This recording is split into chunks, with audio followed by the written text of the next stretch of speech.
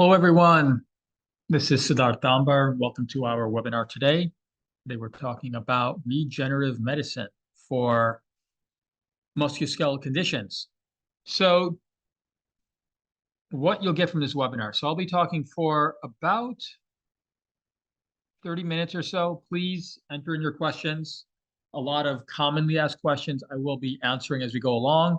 However, from time to time, I'll stop and answer all your kind of particular questions as well.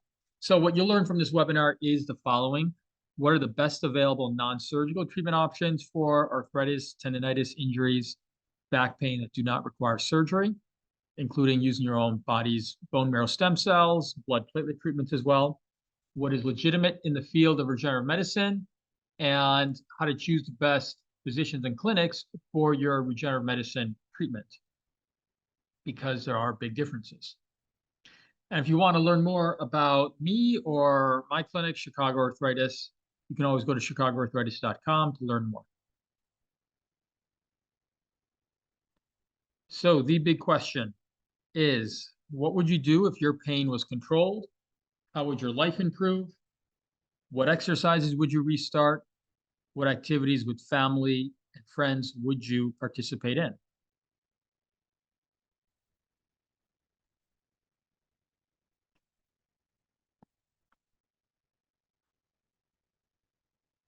Okay, so a little about me. My name is Siddharth Dambar, physician here at Chicago Arthritis and Regenerative Medicine, specialist in rheumatology, specialist in image-guided musculoskeletal injections as well.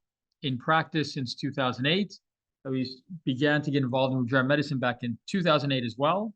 And also within the Regenix Network since 2012. The Regenix Network is the largest network of physicians where we are sharing best practices, data in terms of what works in regenerative medicine. My personal journey into regenerative medicine really started with my own shoulder. I had learned diagnostic musculoskeletal ultrasound in my fellowship training, and I came to realize that my own shoulder, which did not have pain at the time, but from playing tennis when I was younger, had developed some mild rotator cuff changes. And as I got older, I started to realize that, okay, what I discovered in my early 30s was now becoming a problem as I was getting older. And really that awareness of what was going on really happened because of ultrasound. And that got me starting to look for better options for treatment for tendon and ligament injuries, which is what eventually got me interested in regenerative medicine, prolotherapy, PRP, and bone marrow stem cells. So the traditional care for arthritis, injuries, tendinitis, back pain, neck pain is really to mask the pain and eventually wait for surgery. Lots of problems with that model of care. To begin with, pain medications do not fix the problem. They really just mask your pain. There's a lot of side effect potential.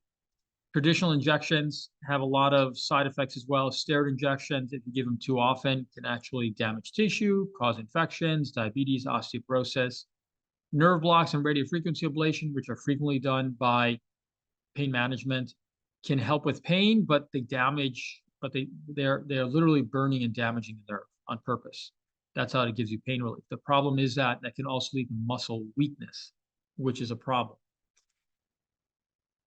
Surgery has its role when things are more severe, but for things that are not as severe, you should be avoiding surgery. They're higher risk. They can accelerate arthritis. If you're getting, let's say, a knee arthroscopy, can lead to more instability. A lot of routine surgeries have been shown to be not effective. For example, knee arthroscopy, if you've already got arthritis, should not be done. And for those of us involved in regenerative medicine, we really feel like 80% of MSK, musculoskeletal conditions, can avoid surgery. In the same way that heart disease used to be handled with open heart surgery, over 95% of that is now handled through either medications, nutrition management, exercise, and needle-based procedures.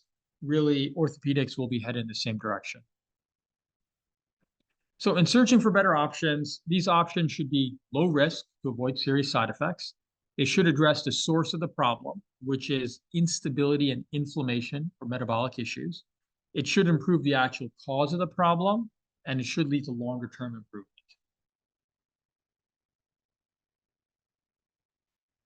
So imagine reducing your pain and getting back to the activities you care about without surgery or pain medications.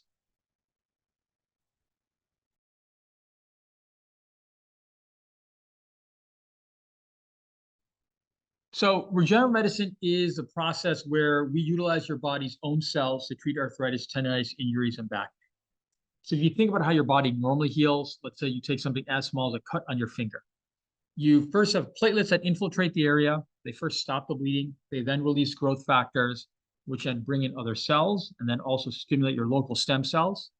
Then through a process of inflammation, bringing in more cells, eventually remodeling of tissue, you get this cellular repair process. This works well with tissues with good blood supply, but tissues with poor blood supply do not heal very well on their own if they get too much damage or repetitive damage. And that includes tissues such as tendons, cartilage, ligaments, discs, labrum, and menisci. These tissues are very strong, but once they've been chronically injured or overly injured, they just don't heal well on their own. So regenerative medicine is a process of taking those same cells that are normally involved in an injury repair process, meaning your platelets and your bone marrow stem cells, and then injecting those into that damaged tissue to help coordinate that normal healing process.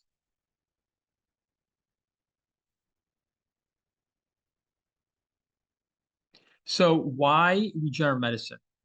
So to begin with, it treats the source of the problem, again, which is instability and inflammation. I'll talk more about that. Safer than surgery, effective for most musculoskeletal conditions, and over time will progressively become the first line or even second line treatment for most things that are currently handled by surgery. So how does regenerative medicine work? A few different ways. We optimize a damaged cellular health of tissue. When you look at a damaged joint or tendon, for example, what you'll find are cartilage and tendon cells that are not functioning well. And what that means is that the normal proteins and enzymes that you see in a healthy joint, those cells are no longer producing those. So by injecting your own platelets or bone marrow stem cells, we can get those cells to start functioning in a more healthy manner and start pumping out the right kind of cells, enzymes, and proteins. We can also improve the strength and stability of supportive ligaments, tendons, and other soft tissue structures. That's called prolotherapy. I'll talk more about that. We can reduce chronic inflammation. And then by treating nerves and muscles, we can also improve the neuromuscular health. That is very key for support as well. So what makes a regenerative medicine expert? There's a lot here. So this is key when it comes to how do you decide who you should be seeing. So number one, they should be musculoskeletal expert. What that means is that your physician should be focused just on your joints and tendons and back issues. If your physician is jumping in one room to treat high blood pressure, next room to treat erectile dysfunction, and then the next room to treat knee or back pain, that's not an MSK expert. That's someone who's kind of dabbling. Number two, they should be a non-surgical musculoskeletal expert. Orthopedic surgeons, they're trained very well in surgery. They don't have the right kind of training for these procedures. And the reason why is because they don't get the training in image guidance in the same way. And what that means is image guidance is so key for these procedures. And all these procedures should be done with image guidance because you need to hit the tissue very exactly. You need to hit it at a sub-millimeter level. And it's something that you cannot do blindly just by palpating. You really have to be able to use high-level ultrasound and X-ray guidance. They should understand how inflammation helps you heal. I've seen a lot of other physicians where they'll continue their patients to stay on anti-inflammatory medications during these procedures, which blocks the effectiveness of treatment. I've seen a lot of other pain management docs where they'll offer things like steroid injections first line rather than these kind of treatments first line, and just not understanding that the steroid injections are not really helpful for the body. They should understand the different types of biologic treatments that are used. A lot of docs will use sort of a one-size-fits-all process, meaning if you have severe knee arthritis versus someone who's got a rotator cuff injury versus someone who's got a back injury, they're just using the same product in every person, and that's not the correct way to do it. They should be tailoring this to your issues. So you should get a personalized treatment plan, not a generic one-size-fits-all plan. They should understand the concept of prolotherapy and how to treat instability, which I'll talk about. They should be very transparent about results and your candidacy for treatment. They should be able to tell you, are you a good, fair, or poor candidate, and what are reasonable expectations in terms of treatment results. And that means not overestimating or underestimating. They should really have an understanding of these treatments. They should be following your results long term. If your doc is strictly doing the injection and not seeing you again, it's not the right way to do this. And they should be able to guide you through the process. These treatments are relatively new, and your physician should be able to answer all your appropriate questions. Certain other basics to understand about regenerative medicine. Is this legal? Yes. There are strict guidelines from the FDA, and as long as you're following them, you are okay to do these procedures. And those guidelines include, are you using your own cells, not somebody else's cells? So if you're being offered amniotic fluid, umbilical cord fluid in the United States, that is illegal. Number two, they should be using tissue that is naturally and appropriately seen in musculoskeletal tissue. What that means is your own blood platelets and bone marrow cells are appropriate to use. Fat cells, you can use that for structural purpose, but if they're using it for a stem cell treatment in the United States, that's considered illegal. And then lastly, when they take your cells out, they should prep it and re-inject it the same day. They're not allowed to save it overnight. As long as you're doing those three things, you're in line with what the FDA expects.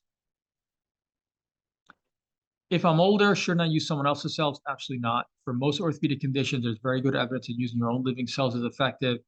Is there an age limit? No, not based on the data that's publicly available. The results for knees, lower back, shoulders, elbows, ankles, and neck are not impacted by age. Hip outcomes can be worse with age, however, so that's one that you need to be aware of. What sort of doctors do these treatments? As I mentioned, should be a physician focused on musculoskeletal conditions, focus on non-surgical treatment for your condition, and they should be a proper regenerative medicine expert, which I'll talk more about. Can these treatments help if I've already had surgery? Yes, absolutely, except if your joint's already been replaced. Then we cannot really help with that. My general rules for orthopedic surgeries: keep your own anatomy, avoid surgeries that are strictly cutting out tissue, always consider a regen med treatment option if you've been recommended surgery. So concept of regenerative medicine, when it comes to treatment, a really big concept in the musculoskeletal system is stability. So there's this concept in architecture called tensegrity. What that means is that if you take individual units that are weak on themselves, if you put them together and put it under compression, you get an overall structure that is stronger. In medicine and in biology, that is called biotensegrity. So prolotherapy is the idea that by injecting your own cells into soft tissue supportive structures, you can strengthen and stabilize the overall structure more than if you're only treating, let's say, the joint. And the key there is you have to treat all the layers and depth that are pathologic and affected. You will get a progressive strengthening over time that gives longer lasting results and better results. So here's an example. So someone who's got a lower back issue, this is a 71-year-old man. He's had 2 surgeries in the past, still has pain, unfortunately. In his case, we didn't just inject platelets into his epidural space. We ended up treating his epidural space, the ligaments, the facet joints, the muscles. This gave him about a 30% improvement. We then end up escalating to using his own bone marrow stem cells, again, treating all those different levels.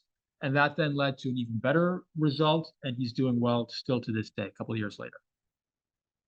Next concept that's very important to understand are the concept of orthobiologics. These are the cells and tissues that we inject into damaged orthopedic tissue.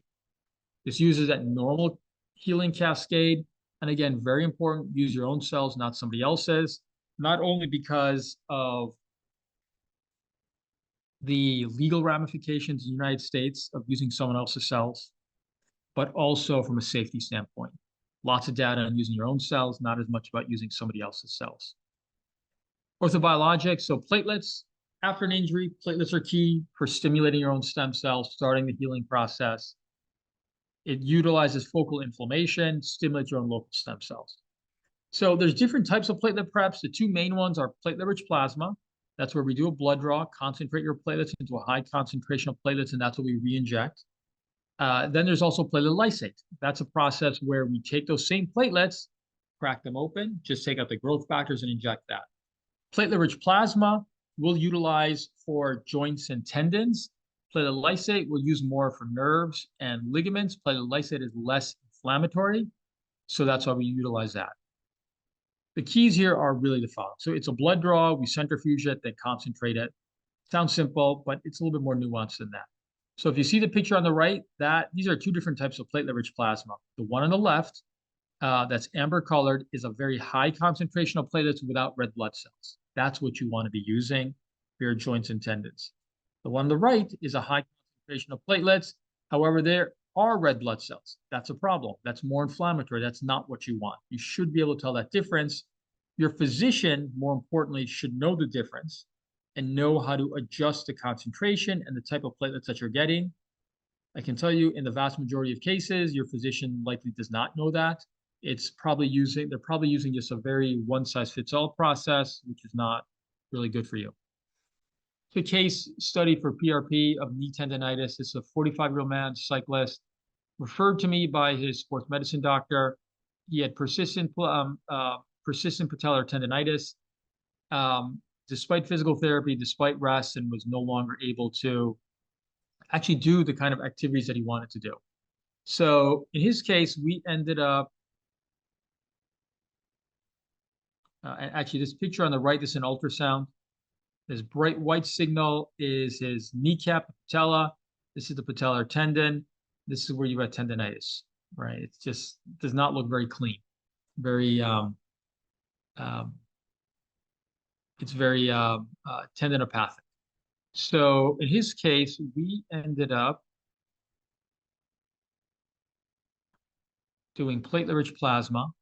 So the picture on the right is of a platelet-rich plasma treatment. He had 2 treatments and was able to get back to his normal activity level. 3 years later, we ended up seeing him again for his other leg now. He had hamstring tendinitis, and we treated that. Again, with platelets, and he did great. This picture on the right, again, there's a kneecap, there's the tendon, this is the needle. This is obviously a very zoomed in view. Needle's not really that big, but utilizing ultrasound guidance to make sure we're hitting the right tissue that's pathologic. Second treatment, back to normal activity, doing great. Keys here are to understand that platelet-rich plasma is a nice option for not only tendinitis issues, but it's a nice option also for repeating treatment if you need to. Next, orthobiologic treatment to understand are utilizing your own stem cells. These are the main cells that drive tissue repair and recovery. Use your own cells, not somebody else's. Bone marrow-derived stem cells are legal in the United States. Fat stem cells are not. You can use fat or adipose for structural support, just not as a stem cell treatment. Again, if you've heard about umbilical or amniotic fluid cells, that is a no-no in the United States currently, if they're using it for orthopedic conditions. If your physicians are using it, they are really skirting the line with the FDA. They should be careful with that. Also keep in mind that there are no living cells in that, which is why the FDA considers this to be verboten. IV stem cells, you may hear about this in other countries. There's really no proven benefit for orthopedic conditions. It may help out with other issues, but not really for orthopedic conditions, and again, not legal in the United States. So in terms of outcomes with utilizing your own bone marrow stem cells, yes, we can improve pain and function even if you have advanced cases. So if you have advanced knee arthritis or back issues. Can we improve how your x-rays or MRI images look? If you've got advanced arthritis, no, we cannot do that, but we can definitely get you to feel better and have function better. If you have a tendon tear or ligament tear, as long as it's not more than a 2-centimeter tear, we can definitely improve how that looks on your MRI. If you've got swelling in a joint from either inflammation or from degeneration, we can get that to look better. We can actually reverse avascular necrosis. It's a type of condition where you have dead bone. We can do that if you catch at an early enough stage as well. Can we treat bone-on-bone arthritis? This term bone-on-bone arthritis is really a terrible term that a lot of doctors use. The classic is your physician gets an x-ray. Based on how the x-ray is in position, they then can show you how it looks and say, well, look about bone-on-bone. The problem is that arthritis is a biologic condition. In addition, if you have quote-unquote bone-on-bone arthritis, let's say in your knee, and yet you can still fully flex and extend your knee, obviously it's not bone-on-bone. You obviously still have some cartilage interface there. So the thing is that arthritis is a biologic condition. It's not just a picture that you put up on the wall. If your range of motion and function are still reasonable, you can still get very good outcomes, even if you have bone-on-bone arthritis. Caveats to this are if you have advanced hip osteoarthritis, it's definitely more challenging than other things that we treat. And understand that while even if you have advanced arthritis in other joints, while we cannot necessarily improve how your imaging looks, we can definitely still improve your pain and function very significantly. And for example, for something like knee arthritis, if you've got advanced knee arthritis, you can still expect a 65 to 70% improvement in pain over the next couple of years. So in terms of improving tendon and ligament injuries, here's a nice case study of someone who's got an ACL tear. And this is so if you have a partial thickness tear, definitely. If you have a full thickness tear, maybe we can actually still help with that. And this is a nice case to explain that. It's a 28-year-old man. He is a regular person. He's a butcher. He tore his ACL while playing recreational volleyball. I saw him a couple months after his injury. And at that time, we had done bone marrow stem cell treatment for him. Within 3 months, no pain, restarting dynamic activity. What's even more exciting is how much better his MRI looks. So this picture on the right, this is a fluoroscopic view, an X-ray view of his procedure. That's the kneecap. That's the thigh bone. That's the shin bone. That's the needle. And what's lit up here is his ACL. So for something like the ACL, you can only do this kind of procedure under very high level X-ray guidance. You cannot do this really fully well under ultrasound guidance. You can really only do this under X-ray guidance. Important because we're trying to treat his ACL tear here. So this is his MRI. The picture on the left is his pre-treatment MRI right after he was injured. Again, that's the kneecap, thigh bone, shin bone. Here's the ACL right in the middle. At the bottom, you can see it, but as you go higher up, it gets very disorganized. You just don't really make it out very well. It's very hazy. Radiologist here has read this as either a full thickness tear or a very complex partial thickness tear. Picture on the right, again, kneecap. This is after treatment, 3 months after, thigh bone, shin bone. Here's the ACL in the middle. Now you see a very nice linear structure, one that you can really make out very well. And the radiologist has read this as essentially a normal or healed ACL tear. Next picture here, this is a case study of a 57-year-old man. He's a general contractor, does a lot of activity overhead, presented to me with a full thickness rotator cuff tear. Again, treated him with his own bone marrow stem cells, and he's doing clinically great, but here are his ultrasound images to give you a sense of how well he's doing. Pictures on the left are pre-treatment. Again, pain with overhead activity and at nighttime. This white color signal here is the bone. This is the rotator cuff. This black signal here and here is torn rotator cuff. That is a full thickness tear. Picture on the right is 3 months after when he's doing much better. That's the tendon. And where you previously saw this big black signal, you now have filled in tissue. All right, this is healing tissue at that point. So not only a great clinical outcome, but really a great imaging outcome as well. That's very exciting. So interventional orthopedics, that's really the last concept here. This is the idea of where we use image guidance to treat orthopedic injuries. So why do we need to use image guidance? Well, it's because when you're treating damaged tissue, you have to be right on top of the tissue that's damaged. A steroid injection is fat soluble, which means that you don't have to be very precise. You'll get some absorption and some just generalized inflammation control. But when you're trying to treat damaged tissue with your own cell, you have to be down to the sub-millimeter. So picture on the left, this is shoulder treatment. That's the bone, it's the rotator cuff. That little black section right here, that's a small tear in the rotator cuff. That's the needle, zoomed in. And we're injecting cells at a very tight level. This is really at a very sub-millimeter level. You can only do that under ultrasound guidance for this kind of rotator cuff injury. Picture on the right, this is the shoulder. This is the humeral head. That's the glenoid. This is the needle. This is X-ray guidance, by the way.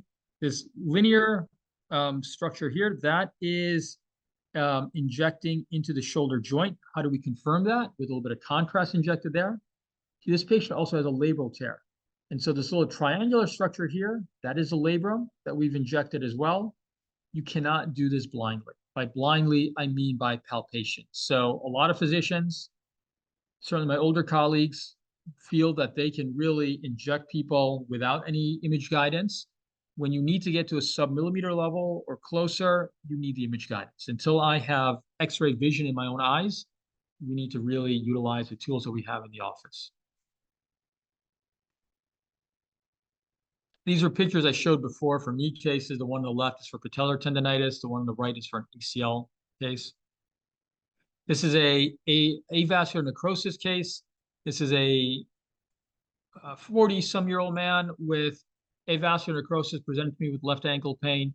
He's a chef. He's standing on his feet all day long. What we find in his case, this is his pre-treatment MRI on the left side. This white structure right here is avascular necrosis. That means bone that is starting to die. If we do nothing about this, he will get progressive damage in the bone, death of the bone cells, and eventually worsening osteoarthritis. We treat him with his own bone marrow stem cells. The picture on the right, prior fluid is gone, and also the swelling in the bone is gone. That avascular necrosis signal is gone. He's doing fantastic. He's a few years out now and really just doing absolutely wonderful, working at full capacity and pain-wise doing absolutely wonderful. So really great result in his case.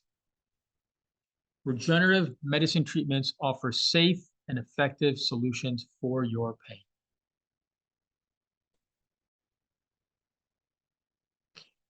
Before I go on, let me just take a look, see if there's any questions that need to be addressed. See a couple of questions, but these are things that we've already talked about. Again, please add in your questions if you have any. So other frequent questions that we get, is this too good to be true? So there's evidence really going back for some time. Philip Hernigue, he's an orthopedic surgeon in France.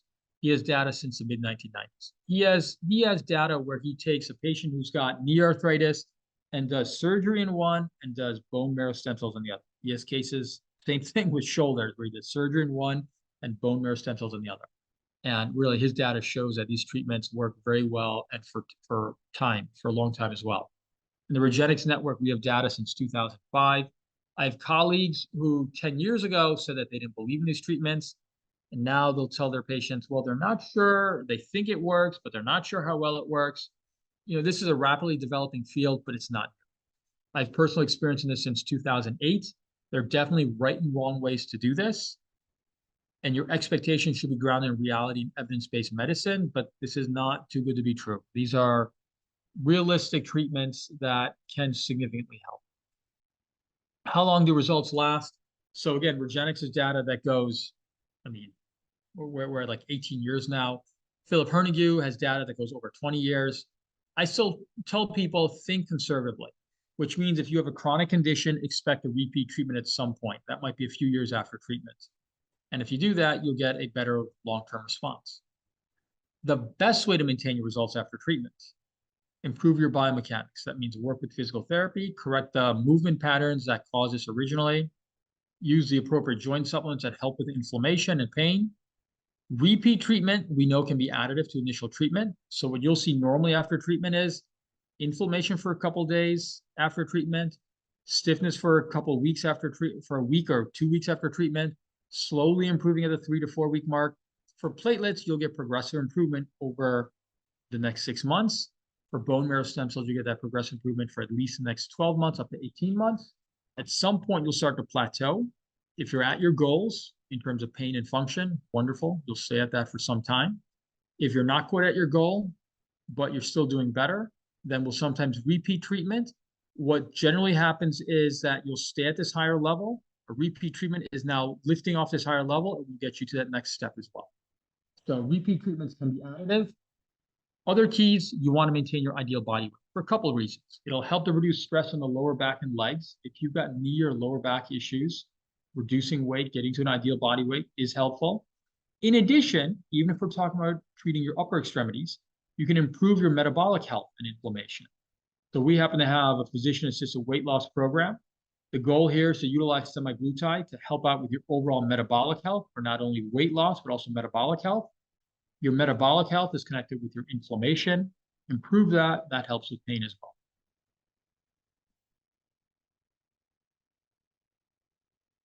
See questions coming through again. Costs, just these are not routinely covered by insurance currently. The exceptions to that would be TRICARE will cover this for elbow and knee issues. Regenix Corporate, there's a Regenix Corporate plan. If your company is self-insured, we can get these added to their benefits plan. If you're interested in that, go to regenixcorporate.com. Cost estimates in the US, prolotherapy is roughly $750, PRP will be roughly $2,500, and stem cell roughly $7,000 plus. These numbers are all over the map in the country. The keys are to determine your value.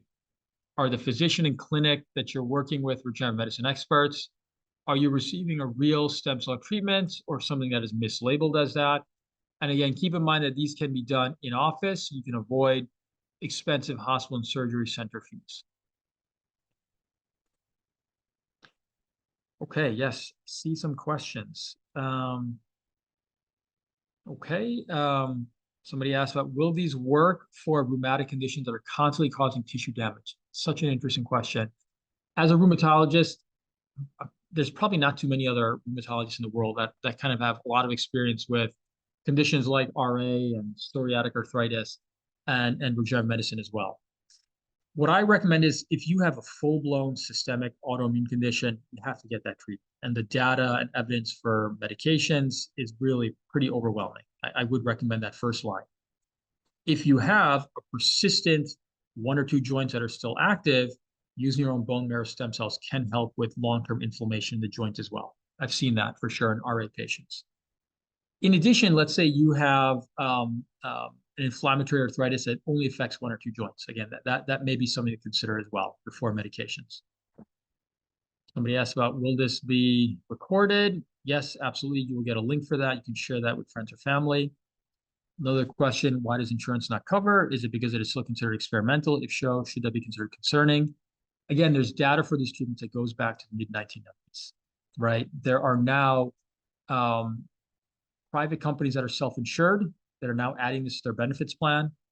TRICARE, which is the government insurance for active military vets, will cover this for specific things, but there is not a billing code from Medicare, from that other private insurances can use as well. The nature of medicine is that it works. The science goes faster than sometimes the administrative aspects of this does. I think, unfortunately, for the majority of individuals out there, this is still an out-of-pocket expense. But there's enough data and evidence that you do have a military insurance that covers this, and you do have private insurances that see the value in it, that they're willing, even though they have traditional insurance, a lot of these private companies are willing to carve this out because they see the value in it.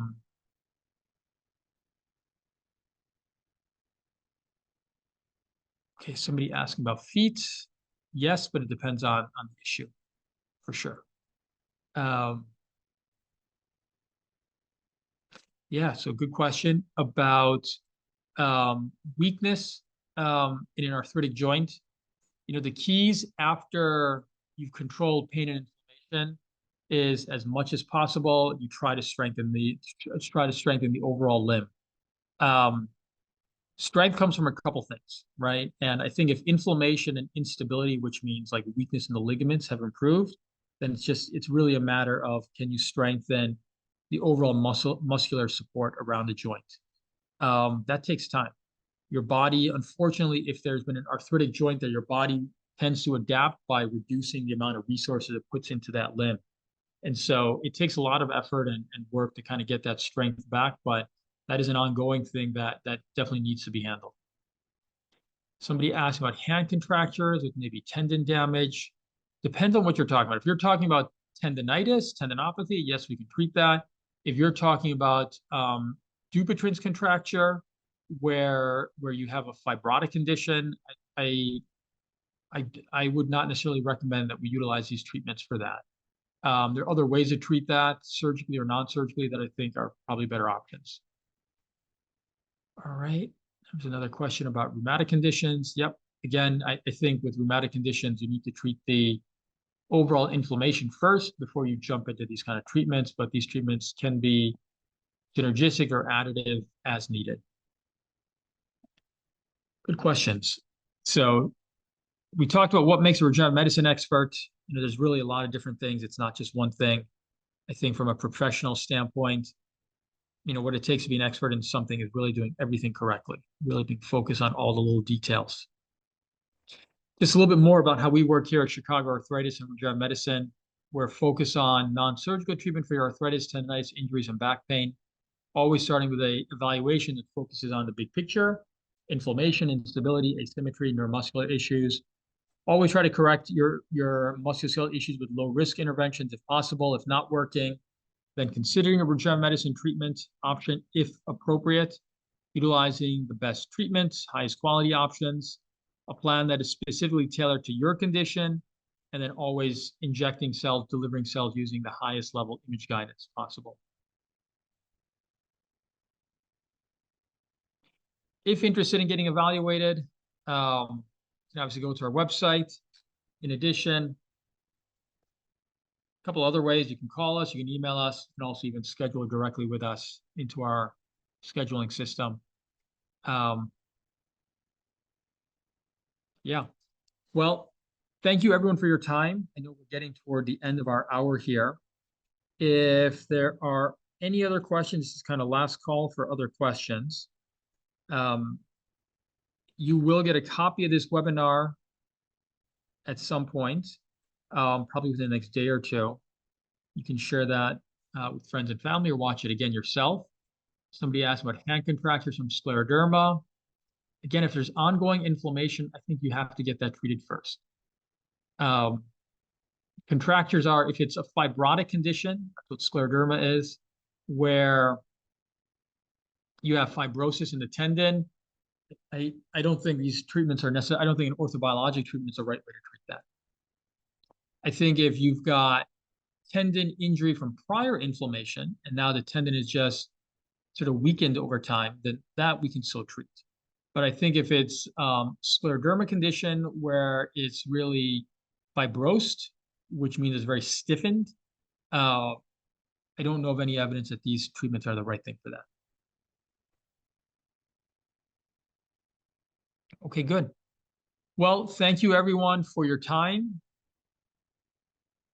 Contact us at your leisure if needed, if you have other questions or would like to be evaluated.